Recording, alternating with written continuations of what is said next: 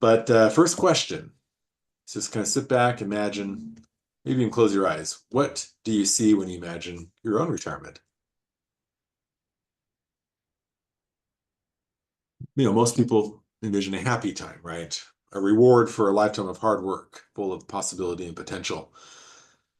And for many of us, that may include hobbies or traveling, maybe even going back to school or volunteering, starting a new career or business even.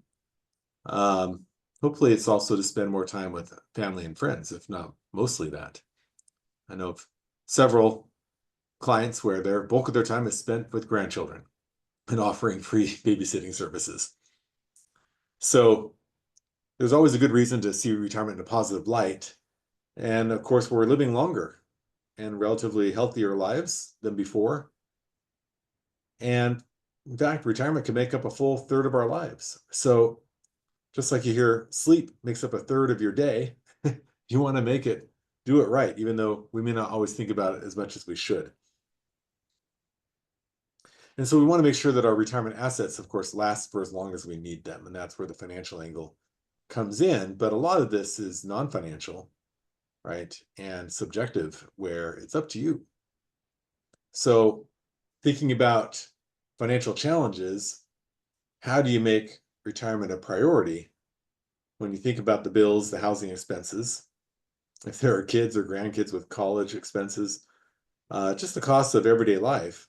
You want to make sure that you're making retirement a high priority for your finances.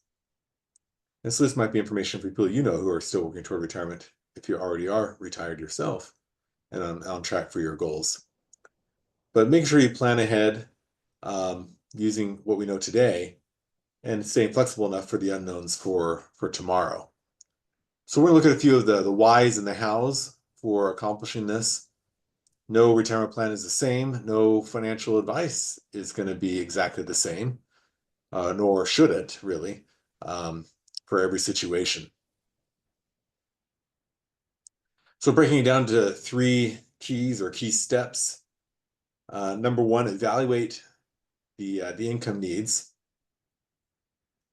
So understanding those all-important whys, the factors that will influence the personal situation, and taking a quick look at some of the income resources that may be available to you in retirement, like Social Security. And so then actually calculating the total retirement savings goal, breaking it down, that usually takes some software. Back in the day, even when I was testing for the Certified Financial Planner credential, we had to actually do calculations on a calculator, very long ones, to come up with the income resource calculations. In other words, that number, how much do you have to have by a certain age based on all these other assumptions. So it's gotten a lot easier these days with software and sophisticated calculators. But how do you develop a strategy to pursue retirement goals? Once you have evaluated what you need, setting up that strategy may not always be clear cut. So we want to walk through some retirement savings tools and the process of building a retirement investment portfolio, and also about how to protect that nest egg when you built it according to the strategy. How to make sure we don't burn through it too quickly or take on unsustainable risk, both before and during retirement. So some of the factors that influence your retirement income needs are the whys, such as when are you going to retire and the length of it, the healthcare needs, some inflation and lifestyle. So let's get into each one of these bullet points. Of course, the earlier you retire, the shorter the period of time you have to accumulate dollars, and the longer those dollars need to last. It's kind of a compound effect, or even a quantum one. 1 year can make a significant difference. If you've seen in Monte Carlo calculations, it can be a double-digit change in the probability of success, just 1 year. So ongoing planning does matter a lot, especially if you haven't already kind of, so to speak, pulled the trigger on income, stopping from earned income, that is, and drawing on investment income in principle. So keep in mind, Social Security is typically not available until age 62. There are some survivor, widow or widower scenarios where you could get earlier benefits, but those are typically rare. And of course, once you take it at 62, the little disclaimer there is that you have permanently reduced your benefit amount, whether you are the retiree or it's a spouse claiming a spousal benefit early. You lock in at a lower percentage of the full retirement benefit, PIA. Now, also Medicare eligibility begins at 65. So what do you do about bridging health risk, health insurance? Is it feasible? That's one thing that's probably going to just get higher before long. The eligibility age eventually is going to go higher as we tend to live longer. There's also the question about Social Security, whether to claim later, say age 70 is the latest before it doesn't get any higher. So you may as well just take it, or somewhere in between. That depends on a number of factors. It's not always what is good on pen and paper, but also what are your needs emotionally and realistically and health-wise. So looking at planned versus actual retirement age can sometimes be a good food for thought, reflective moment. A recent survey found that the ages when workers expect to retire were later than the actual ages when retirees left the workforce. In fact, the vast majority of retirees said they retired prior to age 65, some for reasons beyond their control. So consider the possibility that you might be unable to continue working because of poor health or changes at your company, such as downsizing or workplace closure. It's the major reason why it's important to save for retirement throughout your life. You can never be sure what the future may bring, despite your best laid plans.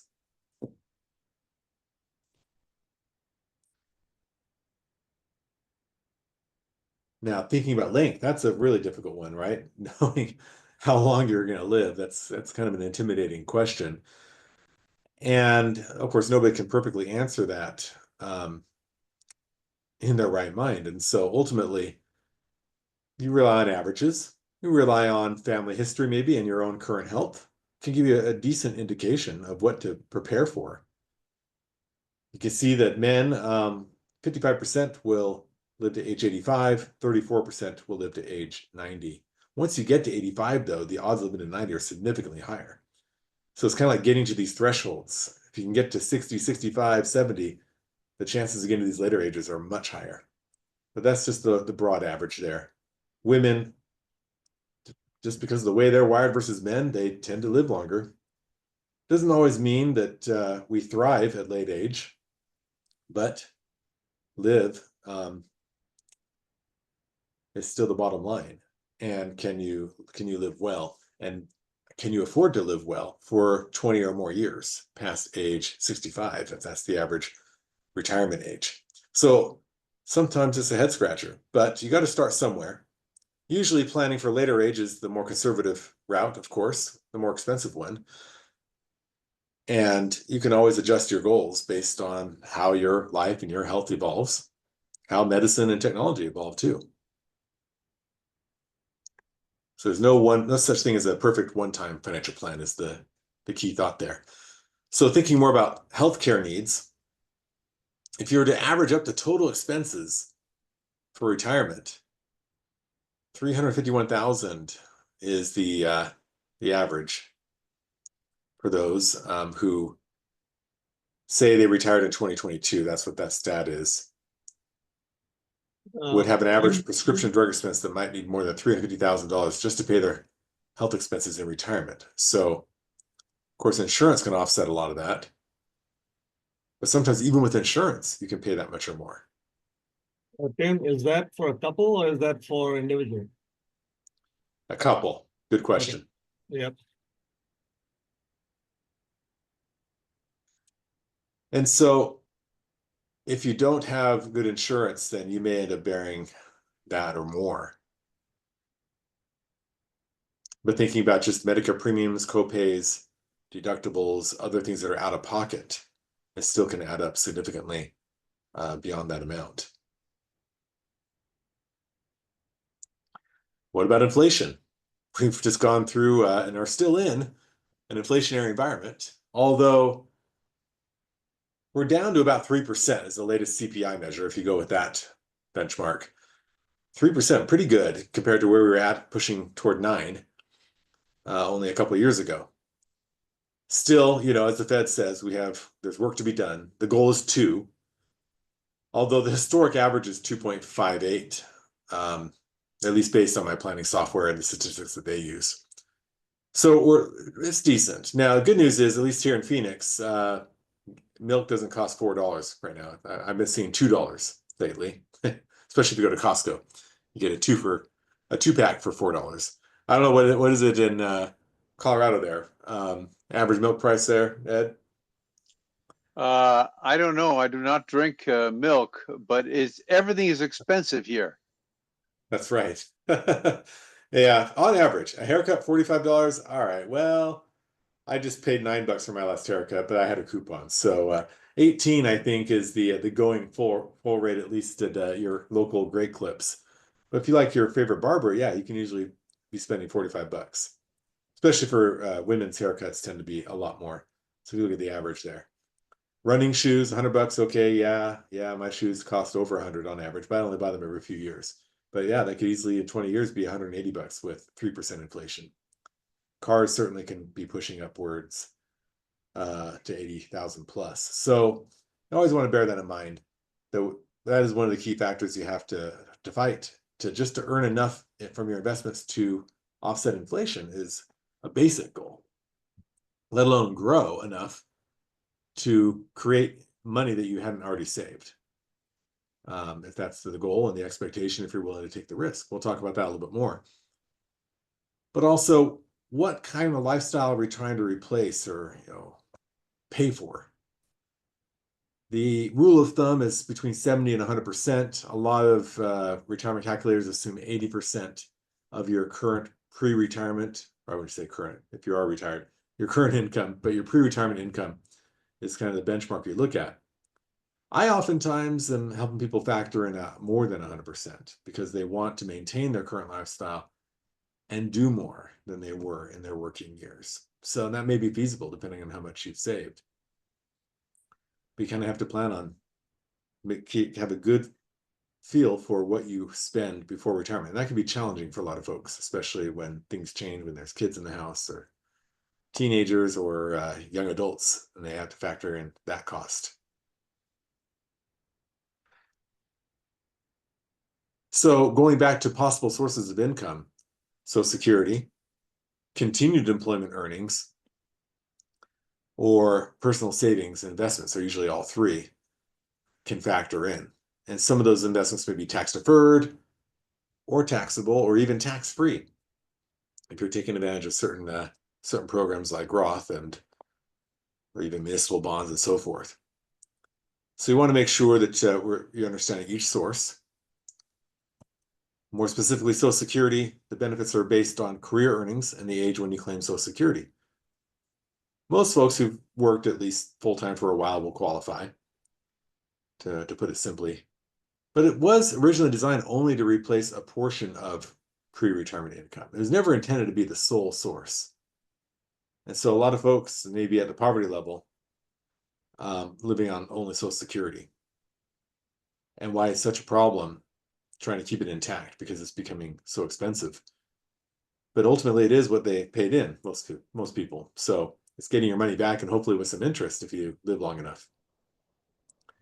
But the average monthly benefit for all retired workers in 2024 was only $1,907. Now, most folks, the ones that I work with usually because they've saved, are seeking a financial planner, and their benefits are significantly higher than that. But looking around at some of the issues that we have, it's probably not enough to even cover rent. So you can always verify your benefits, even if you're already taking them on your Social Security account, your My Account page there. If you can get to the security gauntlet, they've made it pretty challenging to get through to protect your identity, but that's for good reason. Now, thinking about continued employment earnings, 73% of workers expect to continue working to pay after reaching retirement age. But only 30% of retirees say they actually have worked for pay in retirement. So we have lofty goals. Some people say they don't want to, but they feel like they have to. Others want to. But in the end, they end up choosing not to, it seems, more than half. And Sometimes though, people, when they work, their pay is, to golf for free. So they work on the golf course, or maybe they help out with spring training games here. I see that a lot, and their reward is to watch the game. So depends on how you define pay, but I think here they're really talking about getting a paycheck. But some earnings, again, it's that quantum effect, can make a huge difference in the calculation of how long your savings will last. If you have some income, taking that pressure off of your savings, especially during market downturns. So tax-deferred vehicles, we call them vehicles, right? Tax-sheltered accounts are available to help. Basically, incentives to save in them. The IRS will grant that tax deferral. They'll only tax them on the back end as ordinary income in exchange for promising not to touch them early without a penalty. Some of the taxable vehicles, traditional stocks, bonds, or certain cash alternatives, mutual funds, ETFs. Still, you might have ordinary income versus long-term capital gains. Sometimes capital gains rates can be less expensive in many cases than ordinary income, even in retirement. So it's not always there's one silver bullet. Having different types of investments in tax-deferred, tax-free, and taxable, I call that the tax triangle, can help you stay balanced and take advantage of different rates at different times, depending on your tax environment. So we call that tax diversification. And to visualize the value of tax deferral, you've probably seen charts like this before. Say you take $10,000, invest at a 6% average rate of return. That's pretty reasonable expectation in the market, with a 24% top marginal bracket for you. And assuming that if it's not tax deferred, that you're taking a portion out of that investment account each year to pay the taxes, or say the dividends are being used to pay the taxes, then it's projected over that 30 years to grow to only $28,959. Whereas if you keep it tax deferred, so you don't have to pay any taxes along the way, but wait till the end and say you do a lump sum tax payment, still $57,435 gives you $43,651 after taxes. That's nearly half, or I'm sorry, nearly twice, that is. So there is definite value. Or to have to pay the taxes out of pocket that could have been invested, depending on how you look at it. Now, if you get tax-free, that's even better if you're using Roth or other certain types that give you that benefit. But the key, of course, is earning sooner than later, and you can still earn and take advantage of tax deferral in retirement. You may not be able to contribute with tax deferral, but you can still grow tax deferred or even tax-free while in retirement, depending on what you're saving in. So those were the needs and looking at the sources. Now, to develop the strategy would be the next key or step. And here's where 401ks, work-based retirement savings plans come into play.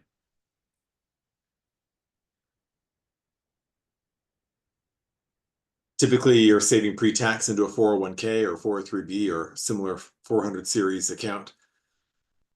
You get tax-deferred accumulation. In most cases, an employer match can help incentivize you. And annual contribution limits, though, are put in place, though, so they're not abused. But still, quite a bit can be put in. In fact, now, 2025, it's $23,500 is the base, but still with a $7,500 catch-up limit if you're age 50 and older. And this is for earned income. You cannot contribute to a 401k without earned income in play, as opposed to investment income that's passive. If you're using Roth, that can be great, especially for younger folks, with the assumption that tax rates will be higher in the future. But even if not, to be able to get compound growth tax-free can be huge. The trade-off, you can't take a tax deduction on your contributions up front, but it's kind of like paying taxes on a seed versus paying taxes on a tree. It's the way I like to look at it. You got to meet certain requirements, of course, even if you start a Roth later in age. you got to have it for at least 5 years. Or even if you're retired, you can still open a Roth account and convert IRA money into it, but you still got to wait 5 years for you to get tax-free growth on that. And so if you don't play by the rules, of course, you can be taxed on the earnings and even penalized if it's before age 59 and a half. So you might still get tax deferral. Some people still use Roth and they might pull it out in retirement before they've had it for 5 years. They're still getting tax deferral. That might still be something valuable. Contributions are never penalized if you take them out. I have a question for you. Yeah. You see the 5-year holding requirement, I understand that. Now, my question is this, that let's say a person has 3 different Roth accounts, A, B, and C. Now, if he makes a Roth conversion, does it matter which account is 5 years old, or is it the oldest one is 5 years old? That's the one that counts, but he can make the conversion to any account, any of the Roth accounts. Yeah. My understanding is it always has been the oldest account is what starts the clock. Okay. No matter which account. Good question. You just have to start the game somewhere. But then you can open as many other Roths as you want. And they'll look at that first date that the first one was opened. But yeah, Roth is really a gift that I try to help people take as much advantage of as possible if it's realistic. There are some nuances. And you have to be aware of also conversions that might create income tax problems elsewhere or cause Medicare costs to go up, and there are many other factors. But on average, getting tax-free while you can, that's a good thing. But every situation is unique. So personal advice is needed there before you pull the trigger. Traditional IRA, so that's pre-tax. Usually you can get a tax deduction on your contributions if you're within income limits.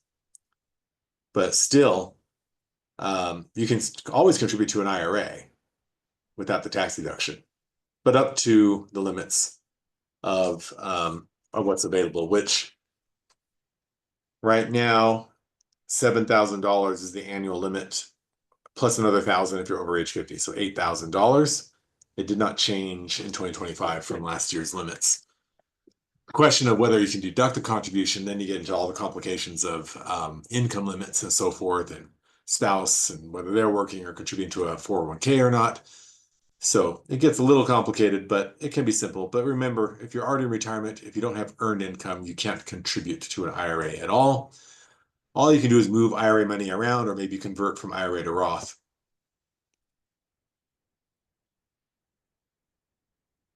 And remember also required minimum distributions, which is coming into play for some attending. And their ages have gone up, though. So if you aren't already 73, but you turn 73 before December 31st of 2032, then your RMD age is 73. So you got to take your first distribution by the end of the year you turned 73, or you can wait until April 1st. So you have one-time grace period for your very first RMD. The only other trade-off for that, though, is now you got to take 2 in the same year because you don't get another April 1st pushback in that second year, so to speak. So now if you are not 73 by the end of 2032, then your RMD age will be 75. So that all came about from the Secure Act and Secure 2.0 to take some pressure off of folks from having to take distributions when they didn't really need to. So there are other rules that can delay RMDs and so forth, but we won't get into the extra complications there today. Now, I kind of pre-spoke about Roth IRAs here, but one of the key things I didn't mention is no required minimum distributions if you're the original owner, of course. So that's nice. No RMDs, you can keep that going. Eventually, though, if you don't spend it all in your lifetime, your beneficiaries will have to. A spouse can take it over, a Roth IRA. They don't have to spend it and take RMDs as a spousal beneficiary if they make it their own. Otherwise, the next generation, yeah, they're going to have to take the money out within 10 years, but at least it's still tax-free to them. That can be really nice, especially if they are high income earners. That could be a burden they don't welcome, but still it's free money, you know, money they didn't have before. So it's all how you look at it. And I always say you would never know when the IRS is going to close the door on the ability to contribute or convert to a Roth IRA. So if you can, it often can make sense and to kind of take advantage of it before the laws change. Chances are, if they ever change the laws, if you already have a Roth IRA, you'll be able to keep it kind of grandfathered in. But obviously, we can't predict everything. Now, annuities are kind of a hybrid of taxable and tax deferred. The nice thing is annuities, you can put after-tax dollars in, and then you get the tax deferral. So it's considered a retirement account because you can't take the earnings out before age 59.5 and avoid an early withdrawal penalty without exception. But at least you get the deferral along the way. And then the earnings are taxed as ordinary income in retirement. But there are no RMDs with annuities. That's nice. Unless it's an IRA annuity. You can own annuities inside of an IRA, and then you've got the RMD rules come into play. But for some folks who've already maxed out their contributions to a 401k and a traditional or Roth IRA, that might be the next step, is use annuities. Sometimes cash value and life insurance can give you tax advantages too, assuming there's an insurable need. Annuities, you don't have to be insurable, but you're just taking advantage of tax deferral through an insurance company. So it's another savings vehicle, so to speak, that can get you some tax shelter, but you can still invest in the market with certain annuities or in fixed accounts, kind of like bank accounts. Difference being annuities are not FDIC insured. They're just backed by the strength of the insurance company. Well, keep in mind, insurance companies have very strong reserve requirements, many of which exceed those of banks. So that's all how you look at it, I guess, right? If you're concerned about strength of an insurance company, yeah, there's different types of protection and guarantee. Sometimes you can get guaranteed returns, like I said, fixed, but remember, it's based on the claims paying ability of the issuing insurance company. The other nice thing is there's no federal contribution limits. So not only are there no income limits to contribute to an annuity, you can put as much into annuity as you want. So still it can be a welcome thing for those who have a lot of money to save and take advantage of. If you're willing to play by some of those rules there still are some rules to be able to get the tax deferral.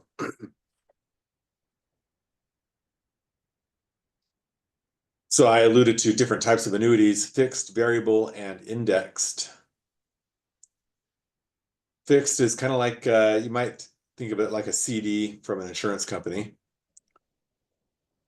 You get a certain stated rate of, say, 3, 4, 5%. Right? These days, you can still get 5% or more with many fixed annuities for a stated period of time. Typically 3 years, 5 years, 7 years, depending on what you want. I've seen shorter ones too. So that can be nice and get tax deferral. Oftentimes it's higher rates than CDs. Plus tax deferral can be a great thing. You just got to be willing to be patient and be okay with the fact that it's based on that insurance company's strength and solvency. It may be a very strong one, but still always be aware. Variable annuities, that's where you can invest basically in stock market-like investments like mutual funds, which are invested directly in the stock market. Sometimes exchange-traded funds can be used. Bonds can have very variable values too. So no guarantees. You can lose money in a variable annuity. Variable annuities might still have certain riders or features built in to protect you for income or even protect your investment that you might pay an extra charge to have. So this all depends on what your needs are. I never say there's a right or wrong annuity in general, but rather, is it the right one for you? Different companies will have different costs depending on the strength of the company and the features that they're offering. And then there's index, which is kind of a hybrid of fixed and variable, where you participate in the growth of the market, but you are protected against loss in most cases. Or sometimes they give you a buffer against loss, which is more of a variable annuity. But still, most index annuities, they protect you from any loss from the market, but still give you a certain percentage of the market growth or the investment strategy that you're using that is based on market returns. That's become much more popular for folks in retirement when they need to draw on money or need to protect their nest egg against losses, which can be the biggest threat, is market losses. You're willing to take those losses up and down before retirement when you don't need the money, but when you're actually drawing on it, or might be drawing on it soon, fixed index can be a good fit. And remember that that arrow won't always point up at the end. It could end up pointing down. Hopefully, though, over time, history tends to repeat itself, that you're going to have more ups than downs, right? But if not, you are protected against loss with fixed and indexed, if you're playing by the rules and have that type. So, and there's as many makes and models of variable and fixed and index annuities as there are cars. So you want to make sure you understand you have the right one if you're looking into that. And ideally, you're not working with just one company and only their lineup, but you're able to look at multiple companies so that you're not just stuck with one philosophy. Now switching to taxable investments. So we've moved on from 401k, IRA, and annuities into traditional investments that are or can be taxed every year, such as stocks, bonds, and certain cash alternatives, exchange traded funds. Stocks typically it's based on whether you had a gain in the share price, and if when you sell it, it's worth more than what you bought it for. And then you're subject to a short or long-term capital gain. But until you sell, you don't have to pay taxes on the growth. That's a nice thing. So you have, in a way, some tax deferral on stocks. But if you'll hold them for less than a year, you're going to be taxed as ordinary income. And also, they may pay dividends, depending on the company. And those dividends may be taxed at ordinary income or at the capital gains rate. And that you get into the rules of qualified dividends versus ordinary. So just know that you can be taxed in many different ways on stock accounts. Same thing with bonds, but the interest is invariably taxed as ordinary income. Some bonds, like municipal bonds, may not be taxed on the income, the dividends, federally and sometimes even state and local, depending on the municipal bond and where you live. They tend to be less volatile than corporate bonds or treasuries. So lots of different types you can get there, but they tend to be less volatile, less risk, but also tend to offer less return than stocks may offer. Cash alternatives, that may include money markets, sometimes high yield savings. Those are going to be taxable each year, even if you don't take the money out of, say, like a CD or a high yield savings account.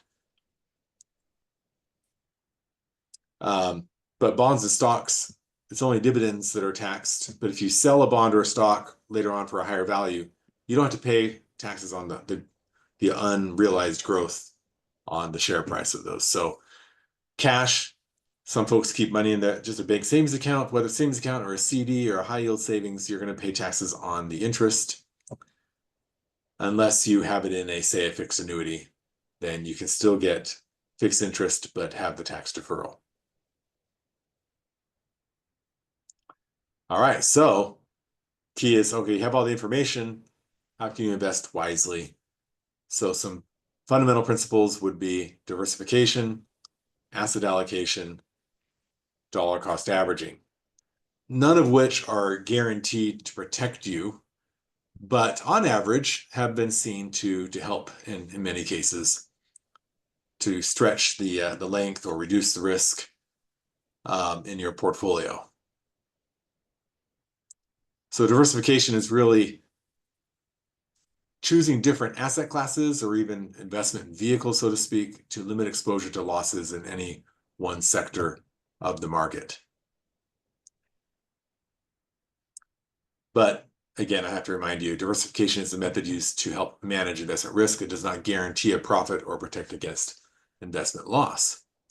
So Here is an example of $200,000 invested in one single investment, earning 6% average, versus a diversified that may even include some losses, but different levels of growth and risk, whether it be across stocks and bonds or mutual funds or annuities, may offer different levels of risk and return, and may help you to weather some volatility and still come out ahead. And maybe even save in taxes too, depending on how you do that. Asset allocation is a systematic approach to diversification that determines an efficient mix of assets for a given investor.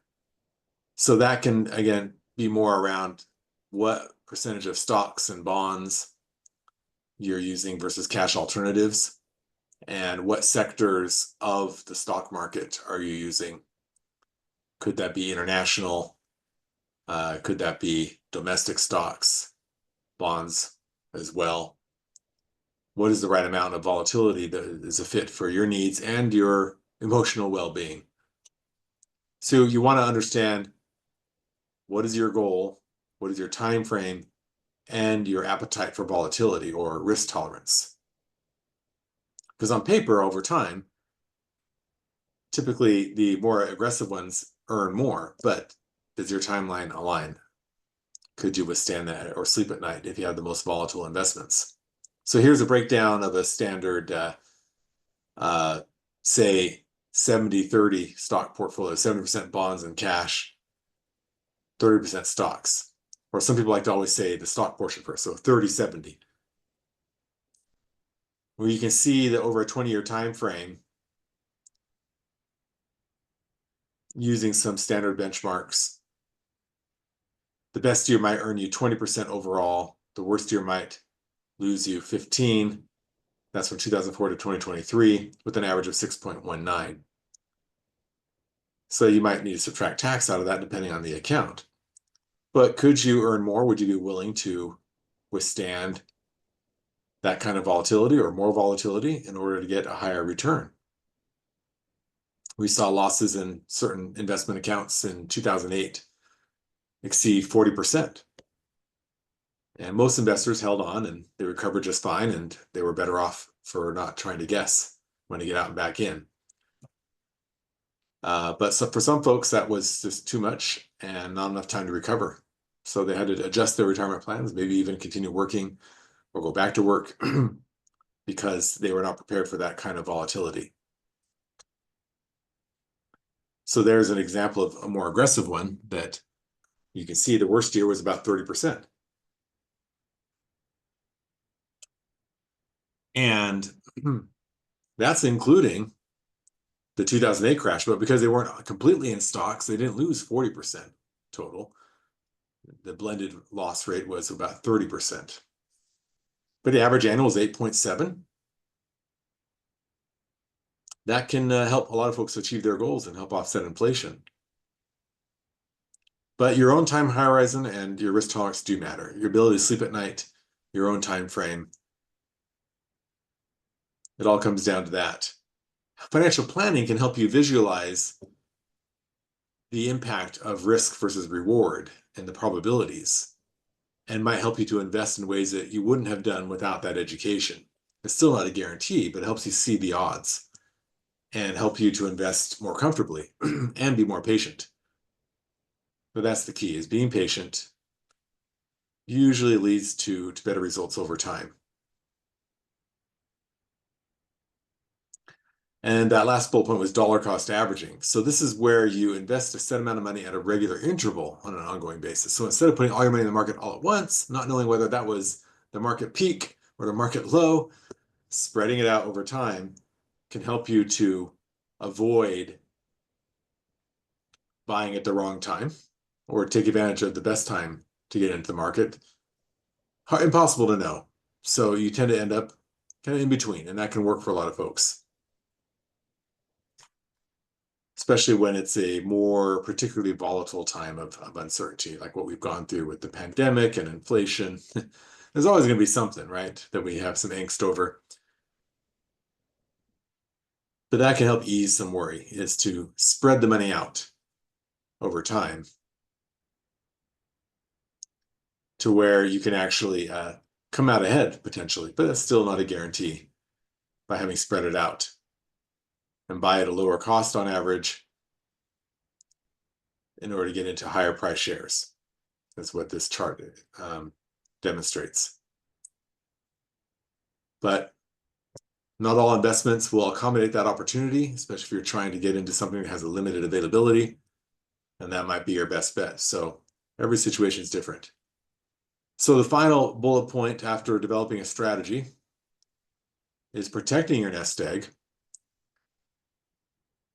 The best approach to that typically just requires consistency in reviewing, meeting with your advisor, making sure that the performance, the income is meeting your needs, and that you're making adjustments after a major lifestyle change or potentially loss of a spouse or a health event. Or if you're wanting to make a large gift, do something special, making sure you're prepared and that you could sustain that kind of withdrawal and still stay on track even with volatile markets. It's never going to be a perfect answer, but you can get a pretty good idea through periodic reviews. Most especially being prepared for the unexpected. So we have expectations of the market. We have expectations of our own time frames. We can't always predict what's going to get in the way of that, especially when it comes to health and longevity or other unforeseen problems in the markets or that are beyond your control. So that's what we insure for, especially if the outcome could be so catastrophic that it would derail you. You can't insure for everything, of course. And you shouldn't, or you'll be insurance poor, right? But you have to ask yourself in every situation, if this happened, I lost this spouse and their income, or if my house were to burn down, do I have enough insurance? Or should I insure something? You have to ask that question in every situation. But also preserving your estate from unnecessary taxation or from going to the wrong beneficiaries because maybe you didn't have a named beneficiary on account or own it with a trust and a probate judge decided where assets went. That's another risk. But some specific insurance solutions or products can help mitigate the cost of an unforeseen health event, such as needing long-term or custodial care. So maybe you have got Medicare that covers your hospital and doctor bills and some recovery, but then thereafter, you may be out of pocket to pay for care for the activities of daily living, such as eating, bathing, and dressing, stuff we take for granted. Is that something that family members are prepared to help you with? Maybe they are. As long as there's communication and a plan, a strategy, it doesn't have to involve insurance. Other folks may have enough liquidity on their own that they don't need to take a chance on insurance, but there might be an opportunity cost there. So it comes down to what you're comfortable with, or even at least assuring against the brunt of it might make a big difference for your situation. And a good financial plan can test for those scenarios. But again, communication is key. Even if you have long-term care insurance, your family doesn't know you have it. That could be a big problem. Especially also if you get it and then you forget to pay for it, or because the very symptoms that cause long-term care, like dementia, cause you to forget about your own policy and it lapses. I've seen that happen. So having that conversation with your family, with your financial planner is key.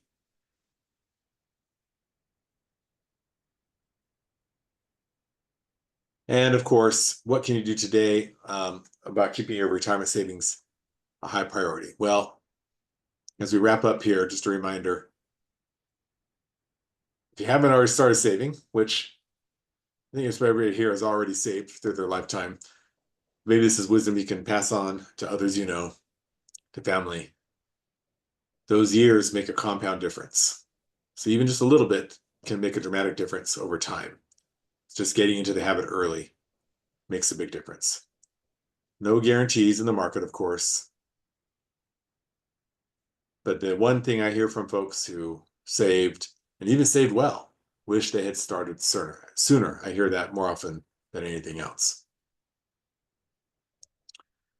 And ultimately, you want to put your knowledge to work. So if that means doing some of your own self-study and requesting some of the supplements that we'll have available in our survey, or meeting with me to discuss it further, or work on a plan that you already have developed with me, we'll welcome that opportunity to help you. Key is if you have a goal in mind, then work on that. Make sure it's a SMART goal. If you were in our January Lunch and Learn, we covered that a little bit, that it's specific, measurable, achievable, relevant, and time-bound. I can help you develop that. And it can be many goals, even if you're already retired, that you can work toward. Whether it involves money or not, it's important to keep setting those goals, keep setting those horizons to work toward, but also enjoying each day. Enjoying the journey is a big part of that. So that wraps up the presentation.